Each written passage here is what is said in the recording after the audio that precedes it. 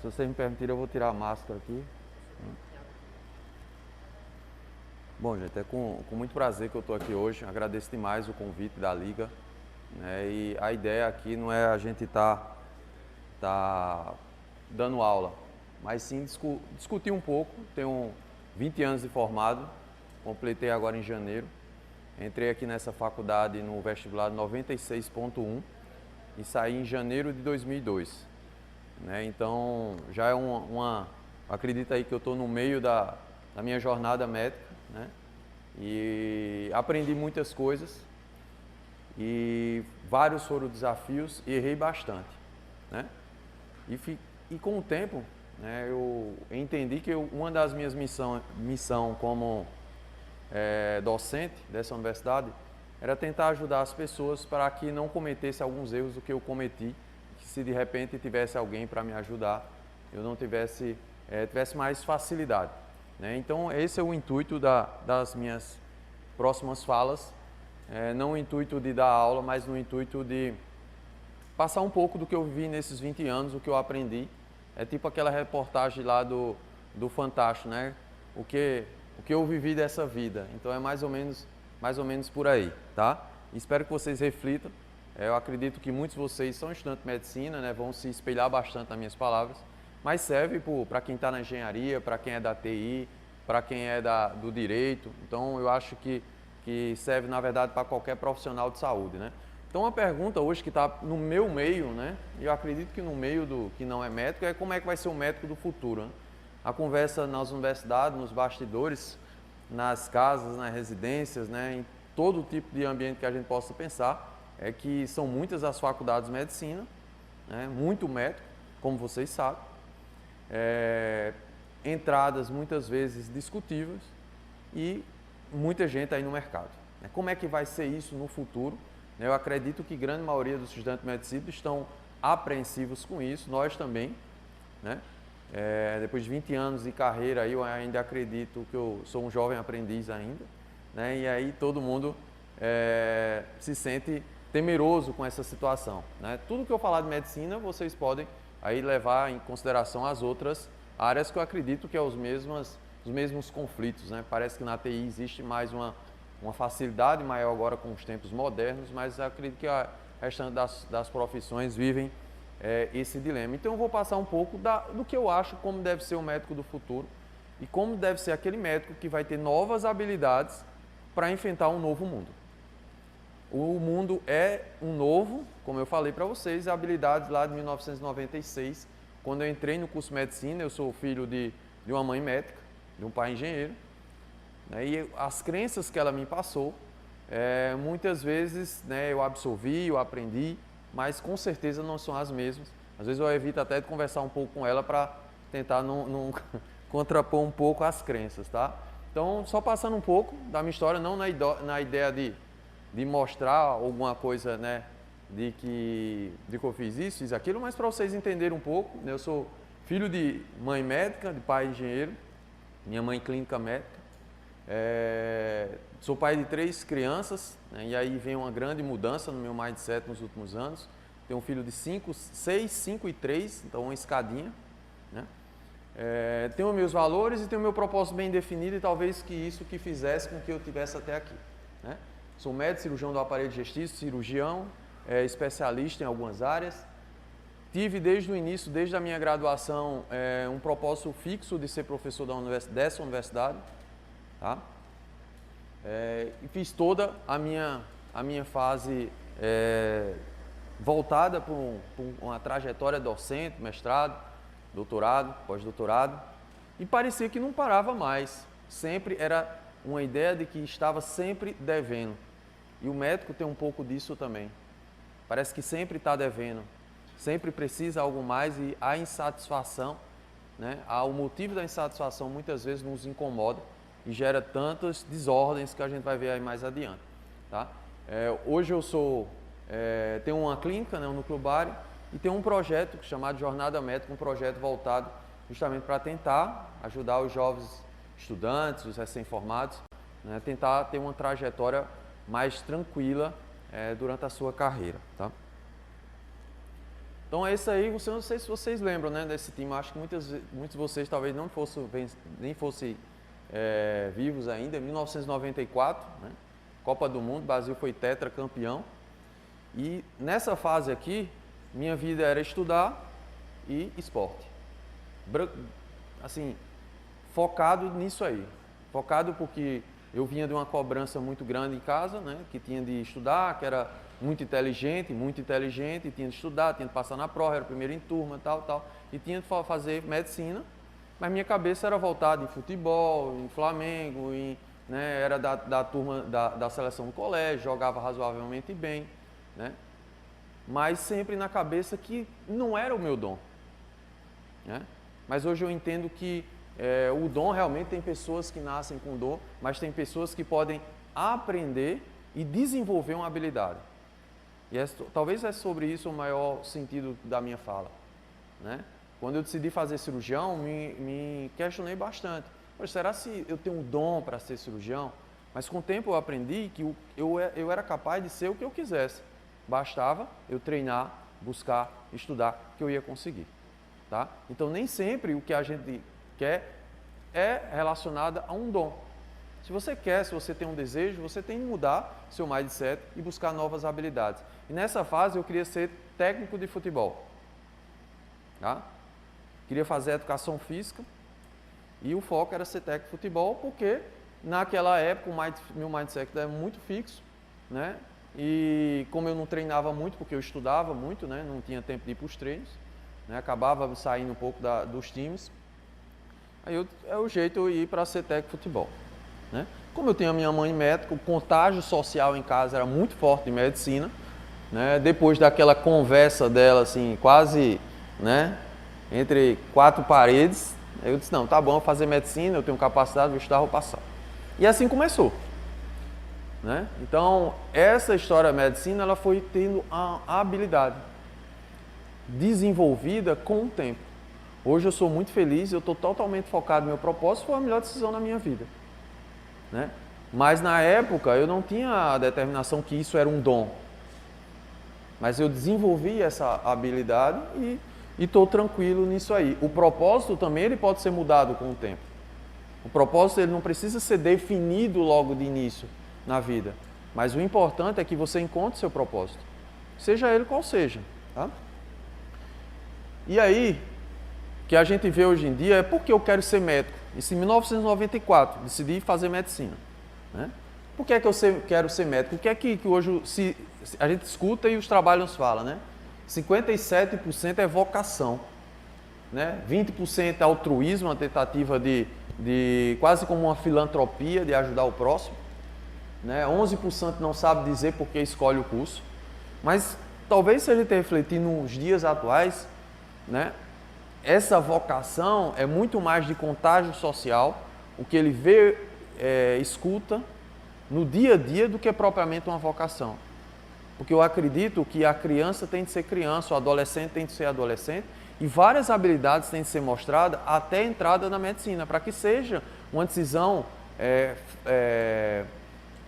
simples, seja uma decisão realmente da vontade voltada para um propósito bem definido. E não seja uma vontade de outro ou um sonho de outra pessoa. Então é sobre isso que eu também converso bastante. Né? E aí em 1996, talvez vocês não conheçam Mamonas Assassinas. Vocês lembram de Mamonas Assassinas, alguém de vocês?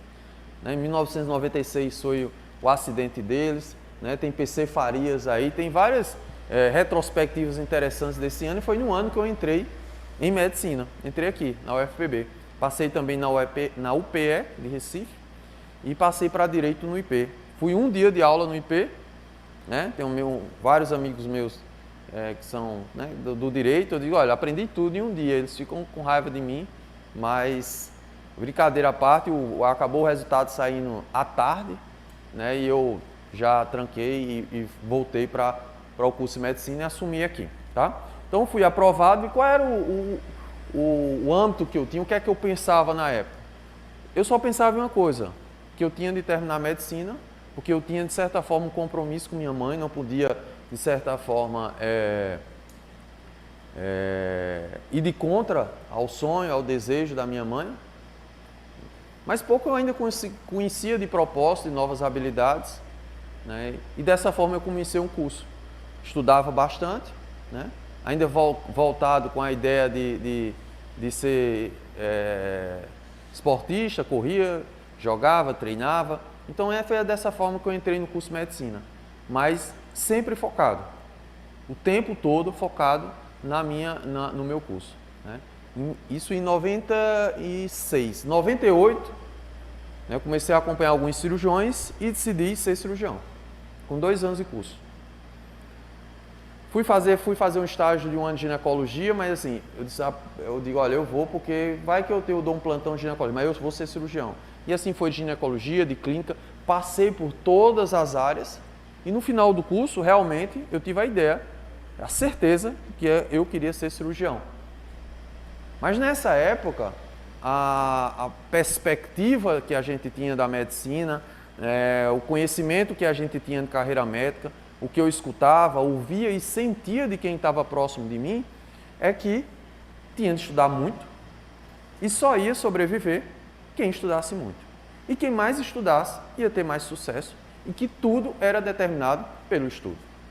E foi dessa forma que eu escutei, foi dessa forma que eu vivenciei no curso, foi dessa forma que eu vivenciei minha vida inteira, não só eu, mas todos da minha geração.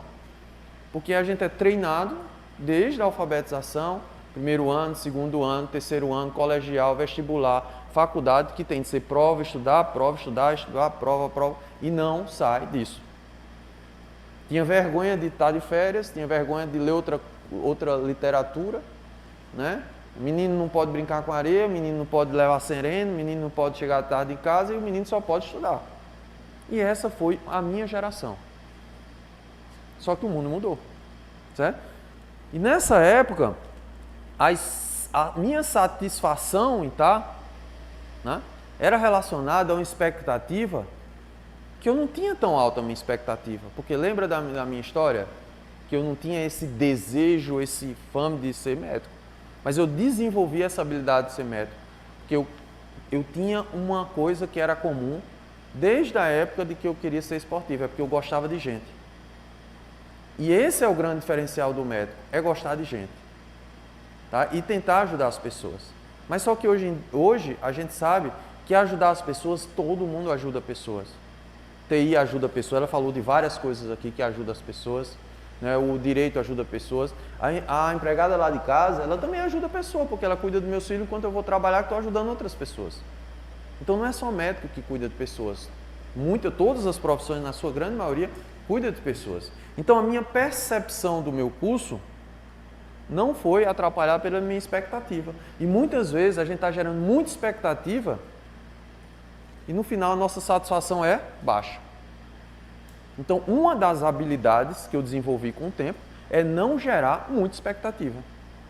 Porque toda vez que a expectativa é gerada é muito alta, a percepção ela é confrontada e a satisfação baixa. É por isso que muitas vezes o médico vai se desenvolvendo, chega a uma fase que ele começa a ter críticas. Por quê? Porque a expectativa gerada com ele é muito alta e nem sempre ele traduz isso em satisfação. É diferente do mais jovem. Como o mais jovem a expectativa é baixa, ele gera uma satisfação maior. Da mesma forma deve ser em todas as outras especialidades. Então, reflita um pouco sobre essa habilidade de gerar expectativas. Mas a realidade hoje mudou. Que o médico, estou falando do médico, que é a minha área, tá? Hoje ele tem que dominar tecnologias. Eu nunca gostei de tecnologia. Porque se eu gostasse de tecnologia, eu estou fazendo assim uma conversa em paralelo. Se eu gostasse de tecnologia, eu tinha feito TI. Né? Marketing digital. Não, marketing não é coisa de médico. Como é que o médico vai ver marketing? Até é antiético. Né? Empreendedorismo. Não quero montar uma empresa. Tá, empatia, olha assim, eu sou simpático, todo mundo fala que é simpático. Né? Inteligência emocional é coisa de coach. Tá? E network, olha, não gosto de estar conversando não. Mas o mundo mudou.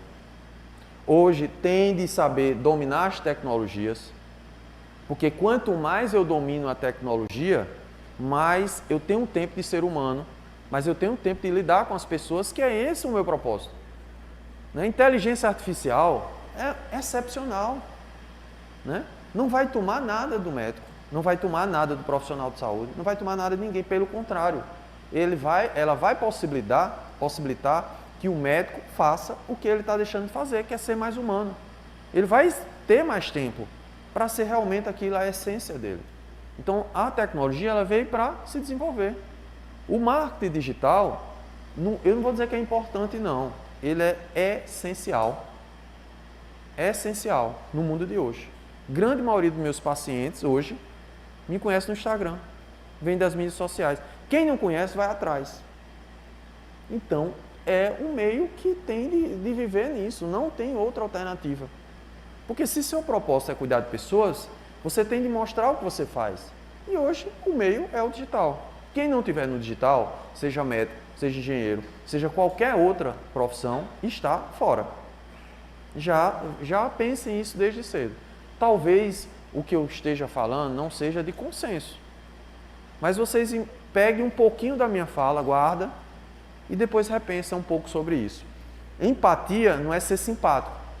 Empatia é ver a pessoa lá embaixo, descer, compreender a dor da outra pessoa, não só ser simpático. Inteligência emocional, a gente vai conversar um pouco mais sobre isso, e a importância do network. Eu acredito que o grande diferencial é o network. Então, o que no passado era só formação acadêmica, era só estudar e dava a certeza absoluta que eu ia passar na melhor prova de residência, que eu ia ser professor, não é mais. Então, o que é que a gente vê hoje? Cheio de médicos ou de outros profissionais muito titulados e o consultório vazio. E o jovem que tem gestão de carreira, gestão empresarial,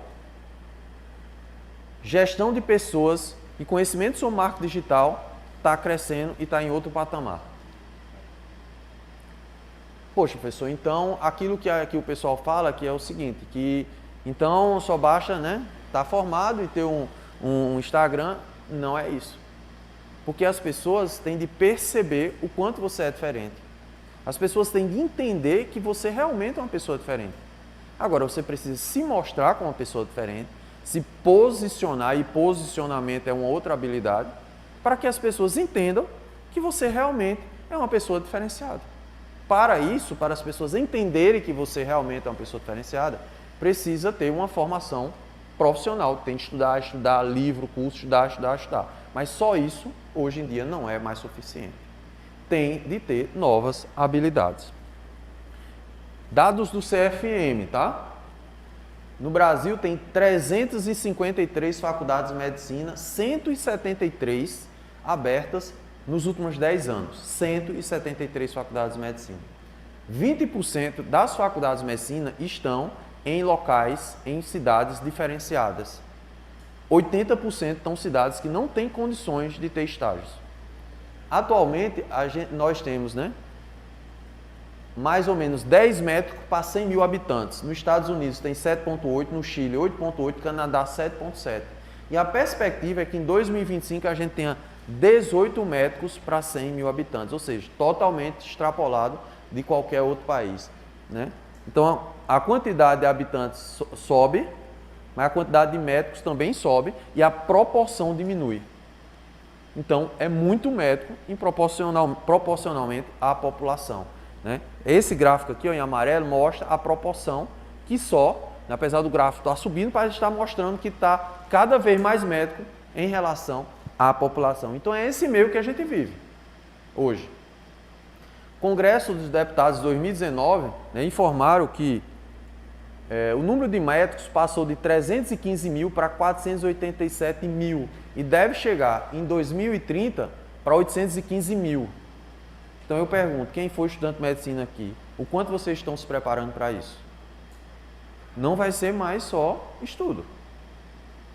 Estudar, ser top no estudo, né? Ler muito, passar na prova de residência muito boa, isso aí vai ser a condição para entrar no jogo.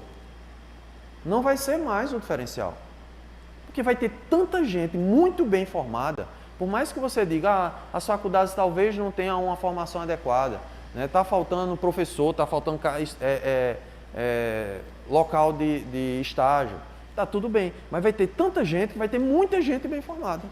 Então, para disputar o mercado hoje, eu falo em mercado não no sentido comercial, mas no sentido de você exercer seu propósito, né? Vai precisar ter algo a mais, vai precisar ter novas habilidades, né? E olha, o que é estranho também, tá? Nesse informativo do Congresso da Câmara dos Deputados, colocou que o Brasil possui 73 mil vagas de residência médica. 63 mil vagas de residência médica e 815 mil formados, né? Então, vai sobrar gente. Mas o engraçado é que dessas, 21 mil estão ociosas. O que é que leva, se está aumentando a quantidade de médico formado, tem residência e tem 21 mil sem estar cursando?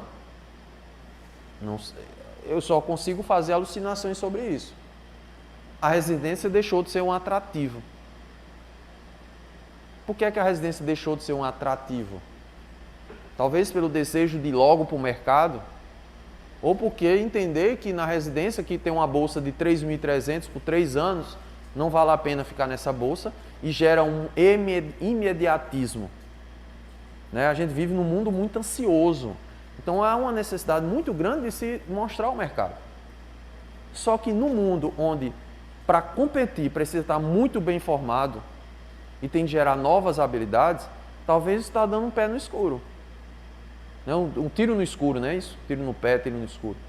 No futuro, a conta vai chegar. Então, para disputar ao mercado, vai ter de estar bem formado. E a única alternativa que eu falo para vocês, para que não tenha alteração emocional, viva bem, no contexto de sucesso, qualquer que seja ele, vai ter de estar focado no propósito. Muito se fala hoje no Instagram de propósito, né? Então, nem sabe o que é propósito. Mas eu vou tentar dizer a vocês o que é propósito para vocês trabalharem a ideia. Propósito é o conjunto, é o meio, é a intersecção do que eu amo fazer, do que o mundo precisa, que se tem gente para me pagar e das minhas habilidades. Se juntar esses 4 e no meio tiver intersecção, esse é o seu propósito. Por quê? Se for só o que eu faço bem, sou um super cirurgião e tem gente que me paga, isso não é propósito, isso é profissão. E a profissão, com o tempo, se não tiver ligado ao propósito, vai gerar angústia, depressão, problema emocional, alcoolismo e tantas outras coisas que a gente vê.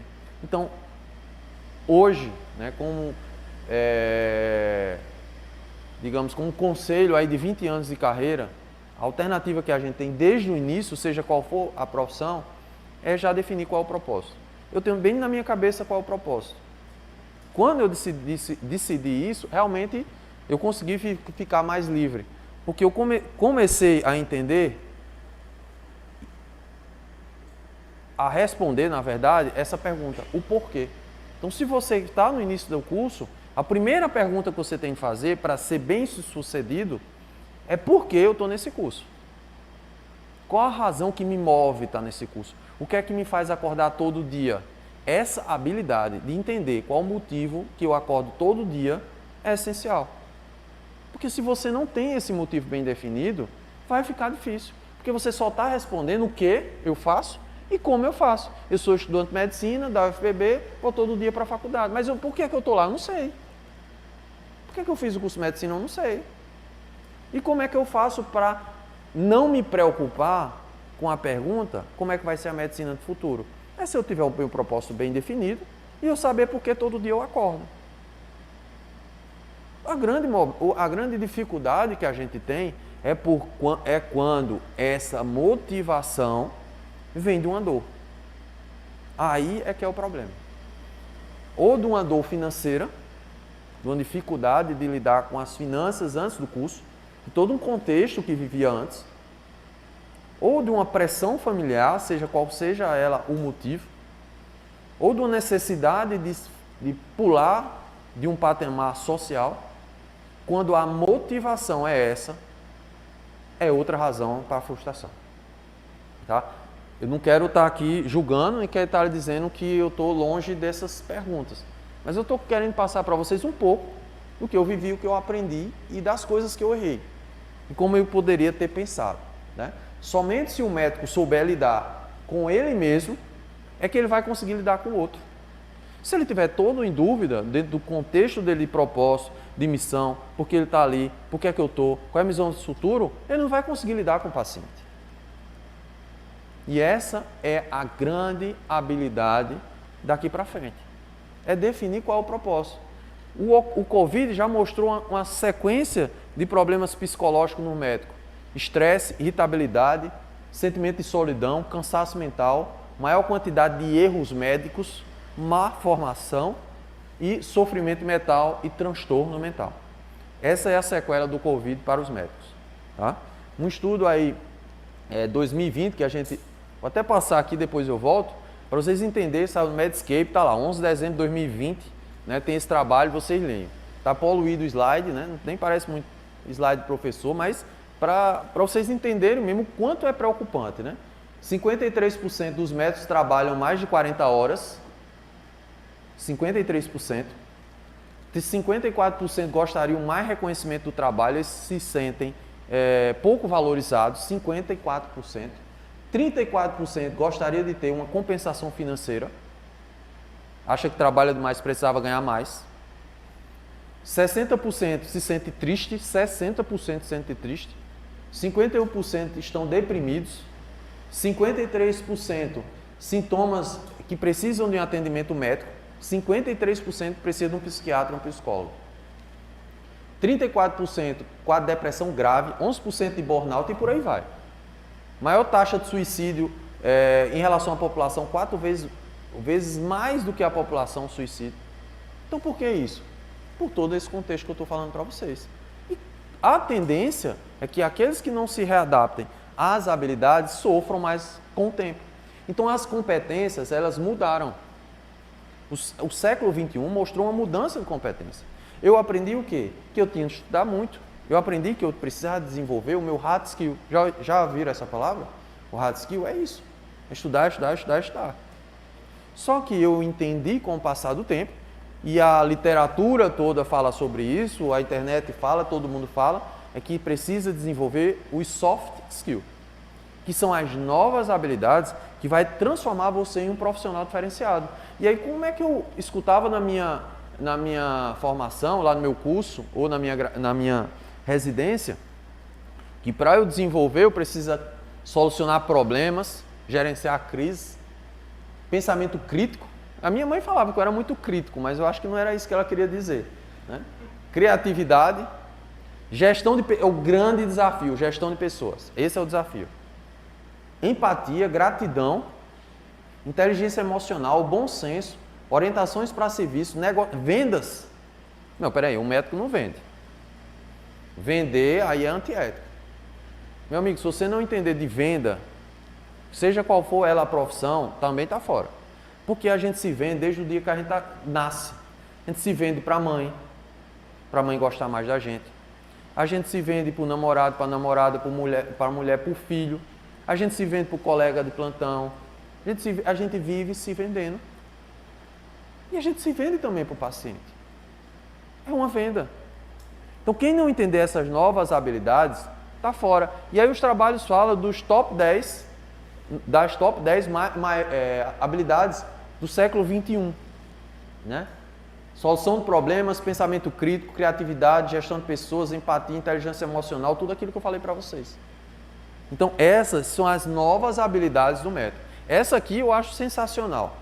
E esse aqui foi muitas vezes o meu erro. E é até hoje. Porque isso aí também está ligado às crenças emocionais da pessoa. É a capacidade de dizer não. Só vai crescer à medida que você tiver a capacidade de dizer não. Não a quê? Não às coisas que não estão focadas no seu propósito. Não às coisas que não estão batendo com seus valores. Não às coisas que não estão relacionadas àquela visão do futuro que você quer. Porque se você disser só sim para as situações, você não vai estar voltado para o seu propósito. Então, essa habilidade de dizer não precisa ser exercitada. Exercitada. E muitas vezes, quando eu tive maior angústia na minha vida profissional, mais conflito, mais agoniado, mais apertado, foi porque em várias situações, para as situações que nem valeria a pena, eu disse um sim. Sabe por que disse sim? Porque tem medo do julgamento. Aí esse é o calcanhar de Aquiles. É o medo do que a outra pessoa vai pensar se eu disser um não. Se eu disser um não para uma oportunidade, se eu disser um não para um plantão, se eu disser um não para uma festa, se eu disser um não para qualquer situação. Mas eu tenho de seguir aqueles meus valores. Talvez vocês não estejam concordando exatamente com o que eu falo, né? Então eu recebo muitas perguntas relacionadas à residência médica. Professor, qual residência vale? Professor, qual residência ganha mais? Qual residência é melhor? Qual que tem mais mercado? Então a grande resposta é que eu não sei. Porque eu não sei qual é o seu propósito. Eu não sei qual é a sua visão do que você quer da sua vida. Eu não sei se você quer morar numa cidade X ou Y. Eu não sei se você quer trabalhar 40 horas ou não. Não sei se você quer ter um risco muito grande de ser depressivo. Eu não sei se você quer ter uma família. Eu não sei se você quer trabalhar X horas, ganhar tantos. Não sei se você quer ser o top, o primeiro lugar, ou para você tá bom ser normal, que não é problema nenhum. Não sei se você quer dar muito plantão. Então, não existe regra. Nessa jornada médica, não existe regra. O que precisa é você estar voltado para aquela pessoa que você quer ser. E em algum momento tem que fazer mudanças. Porque se não há mudanças, não vai ter mudança de resultado, não vai mudar nada. As pessoas querem uma mudança que vai cair do céu. De repente, vai fazer, mas ela não procura, não busca isso aí. Porque o foco não deve ser no resultado, o foco tem que ser no processo. A diferença entre um sucesso, em ter ou não sucesso, é aquela pessoa que vai cuidar da trajetória e não ser o teu pensamento só voltado no futuro. E aí vem uma mudança no meu mindset, né? Em 2018, eu pensava muito do que era antes, da forma de antes, tá? Em 2018, eu já estava aqui e tive a oportunidade de fazer um concurso na Unifesp, Universidade Federal de São Paulo, Escola Paulista de Medicina, um concurso para professor. Para mim era assim, na minha crença, talvez para outra pessoa não, mas na minha crença, de sempre estar progredindo, de sempre estar me diferenciando, aquilo ali era quase a seleção brasileira, já que eu gostava muito de futebol. Fiz o concurso, né, para cirurgião, para professor de físico da Unifesp e tive a grata felicidade de passar. E aí fiquei no dilema de largar tudo e ir para São Paulo. Então isso, né, me machucou 2, 3 meses bastante.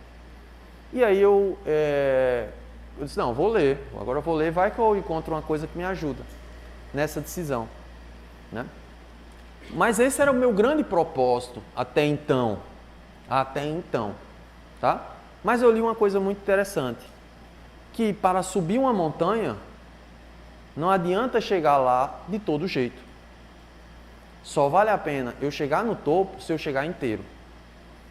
E inteiro não era com minha família, não ia ser mais. Não ia ser mais com minha profissão, não ia ser mais com as outras coisas que também eram importantes na minha vida. Então não valia a pena. E a partir daí eu entendi, né, um conceito, vou voltar aqui um pouco, que a vida tem de ser sistêmica. Que o sucesso não é mais só ser professor. Que o sucesso não é mais ter mestrado, doutorado, pós-doutorado.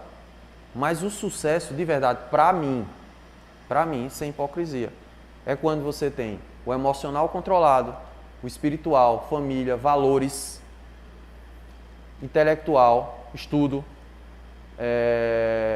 valor financeiro, valor que você tem para as coisas, network é o grande diferencial. Se quer diferenciar, faça network.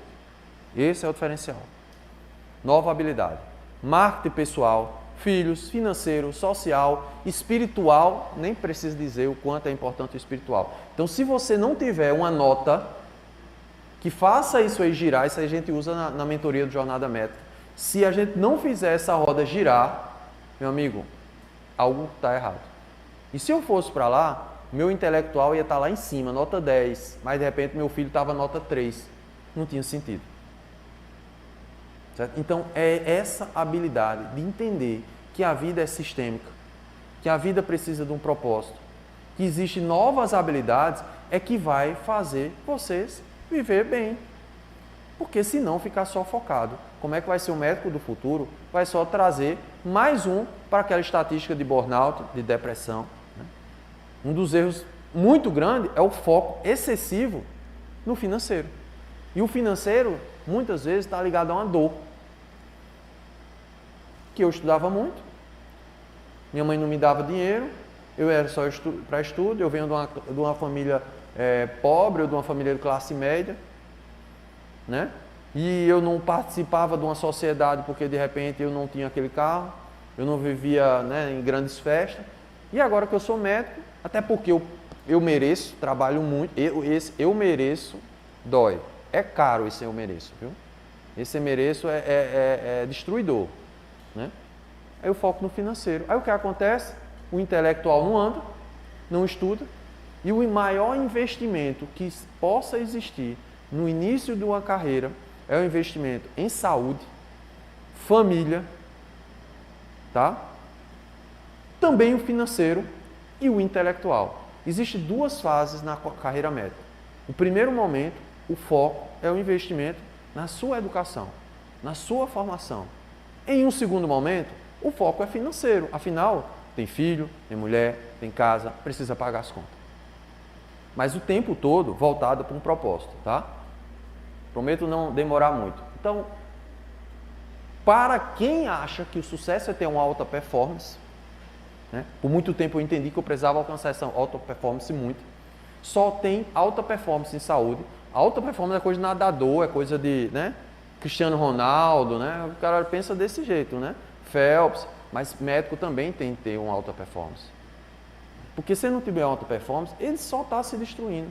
E para ter uma alta performance, tem que procrastinar menos, auto-sabotar menos, adiar prazer imediato, eliminar vícios emocionais, desenvolver a capacidade de ser líder. O médico, ele é líder por natureza.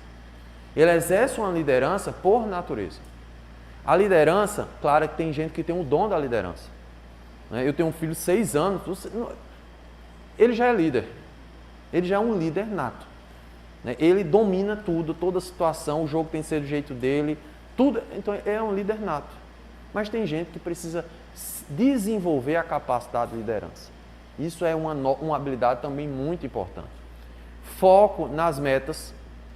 Só tem foco em meta quem conseguir desenhar o seu futuro. Como é que desenha um futuro? Fecha os olhos, imagina como é que está a minha vida daqui a 5 anos. Como é que está a minha vida daqui a 10 anos? De tanto você pensar aquilo, com cor, com pessoas, com palavra, com cheiro, de tanto você imaginar aquela situação, no inconsciente, de verdade, no inconsciente, já aconteceu aquela cena e aquela cena passa a ser uma cena do passado. Vocês sabiam disso? Isso aí está ligado também a uma coisa que eu nem dava moral, que chama-se física quântica, onde os pensamentos, né, a capacidade que você tem de criar oportunidades determina a sua vida. E muitas vezes a força do pensamento positivo, a força das atitudes positivas, porque não é só vai dar certo, é se programar para ter as situações positivas na vida. Né? E isso, esse pensamento positivo, esse criar essa vida na minha mente, vai fazer eu direcionar minha vida para isso. O que é que eu preciso ter nessa trajetória? Alguns enfrentamentos. Como é que eu vou enfrentar melhor os desafios? Se eu tiver um propósito bem definido, se eu tiver uma clareza do meu futuro, se eu tiver mentores que me ajudem, tá? Se eu tiver pessoas que sirvam de exemplos, que sejam pessoas que eu modele. Eu tenho várias pessoas que eu modelei. Várias. Eu sou uma mistura de várias pessoas. Não sou uma cópia. Não sou um plágio. Mas várias pessoas eu modelo até hoje. Como é que eu vou ser? Veja uma pessoa que tem os seus valores, que tem o seu pensamento, que está naquela quadro que você projetou daqui a 5 anos, se aproxime dela. Veja o que é que ela fez para chegar naquele momento. Qual foi o caminho que ela fez? O que é que ela sabe de cor? O que ela disse não? O que é que ela disse sim? Agora tem que ser pessoas que têm o mesmo valor que o seu. Porque isso é muito importante. Tá? Eu estou falando de valor financeiro. Espero que vocês tenham entendido o que eu estou falando. Né? Existem dois conceitos novos. Um conceito de resiliência e um conceito de antifragilidade. Esse aí eu acho...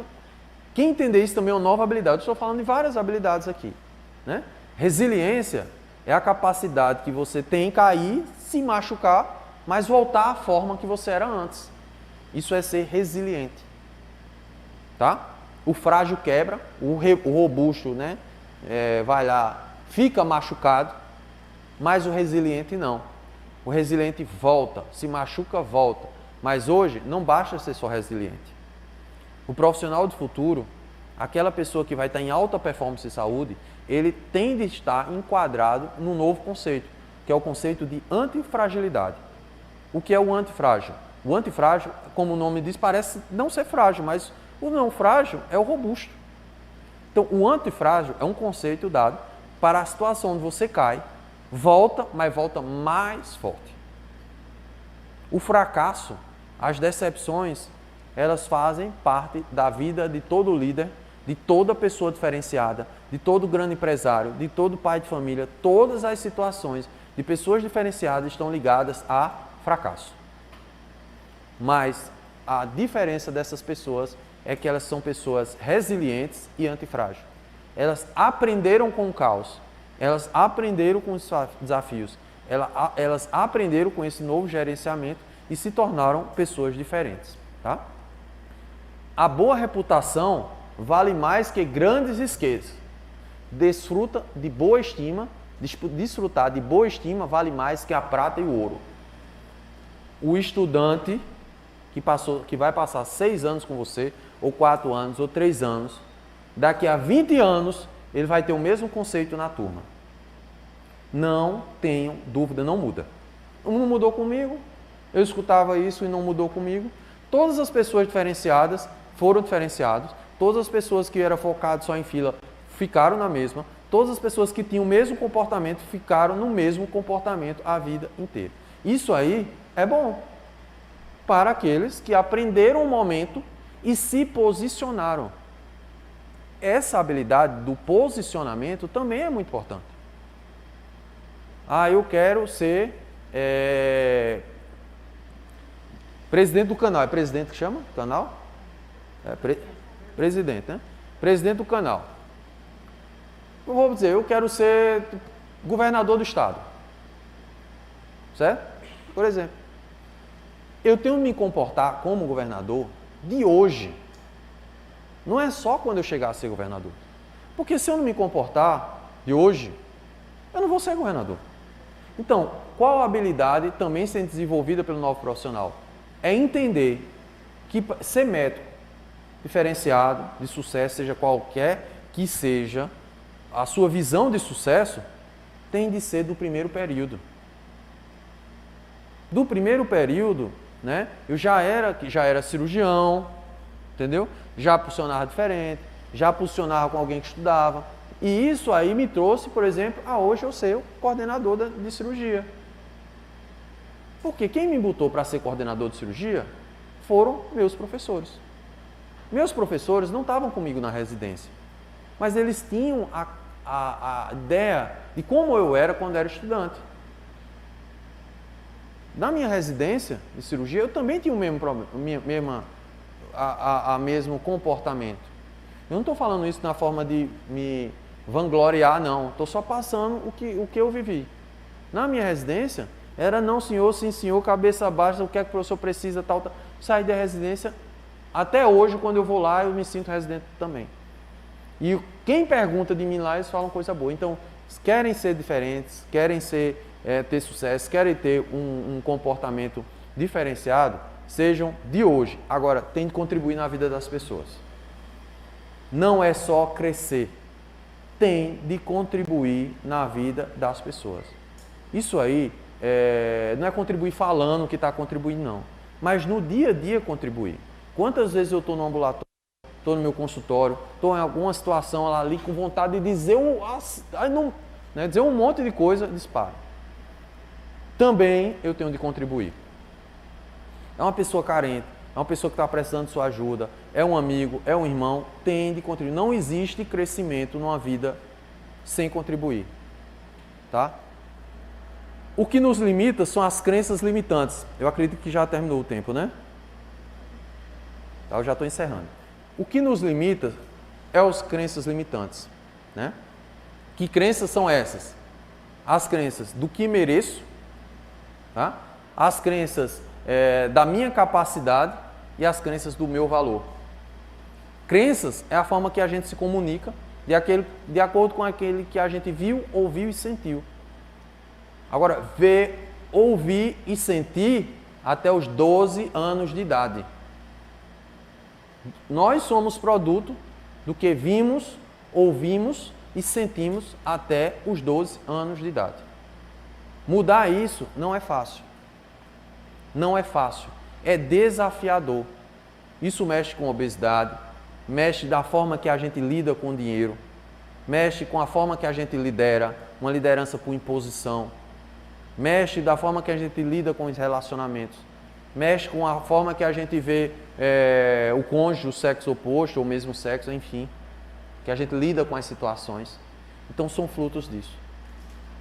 Né? Então, para concluir, né, eu poderia falar aqui a noite inteira, porque eu amo essas falas, eu amo falar sobre isso, né? Mas o que eu quero dizer a vocês é que não existe nessa jornada uma receita. O mundo mudou, assim como a forma de conduzir as profissões. Hoje, formação acadêmica é a base. É a base. Quem não tiver formação acadêmica nem chega. Mas não é o tão diferencial. O diferencial hoje, em sucesso, em você ser professor, em você ter seu consultório, em você ter seus plantões, em você ter tudo da ponto de vista profissional e não profissional, é a capacidade que você tem de lidar com as outras pessoas. Isso chama-se inteligência emocional. Inteligência emocional não é ser zen, certo? Inteligência emocional não é ser zen. Inteligência emocional é a capacidade que você tem de lidar com as suas emoções e lidar com as emoções dos outros. E você poder colocar a energia certa, no momento certo, na hora certa, na intensidade certa. Talvez uma forma mais áspera seja no momento certo, talvez não seja. Mas não tem ninguém com a inteligência emocional completa. A inteligência emocional ela precisa ser desenvolvida. Aí você pode me perguntar, professor, o senhor tem inteligência emocional desenvolvida? Não. Mas eu estou treinando até conseguir. E dessa forma, eu espero que seja vocês na profissão de vocês. Treine essas habilidades até desenvolvê-las. Muito obrigado, boa noite.